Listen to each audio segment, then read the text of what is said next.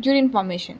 Humans में urine formation 3 steps में होता है, that is ultrafiltration, second is reabsorption, third is secretion. So first step ultrafiltration.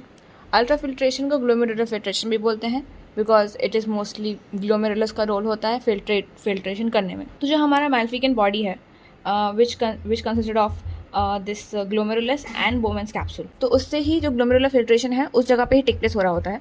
तो glomerular filtration होता क्या है, जो एफरेंट आर्टीरियोल है तो वहाँ से आ रहा होता है ब्लड, जो हमारे बॉडी का ब्लड होता है, that blood comes from the afferent arteriole, और फिर उस ब्लड से, क्योंकि ऐसे ब्लड वो बहुत तेज़ी से बहुत स्पीड में आ रहा होता है, तो वहाँ से जो ब्लड फिल्टर आउट हो जाता है and it falls into the lumen of Bowman's capsule.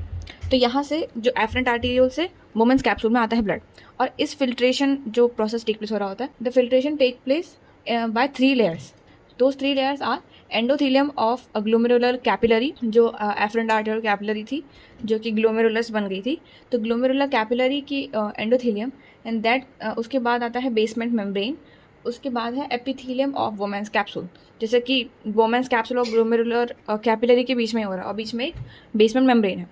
अब जो एपिथीलियम होता है वोमेंस कैप्सूल का, उसके जो एपिथीलियल सेल्स होते हैं those are called as podocytes. उन पोडोसाइट्स जो सेल्स होते हैं उसके, वो एक इंट्रिकेट मैनर में अरेंज होते हैं which leaves some minute spaces between them, and those spaces are called as filtration slits या तो slit pores.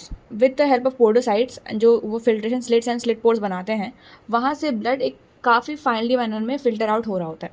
जैसे कि ब्लड जो फिल्टर आउट होता है उसमें होता क्या है, सब कुछ तो नहीं हो सकता because blood is actually filtered out, और बड़े बड़े जो मॉलिक्यूल्स वगैरह हैं वो नहीं होंगे, but it contains almost all constituent of plasma except proteins. जो प्लाज्मा प्रोटीन्स हैं उसके अलावा सारे ही जो प्लाज्मा के कंपोनेंट्स हैं वो उस फिल्ट्रेट में प्रेजेंट होते हैं। तो अब जो ब्लड था that is converted into the filtrate.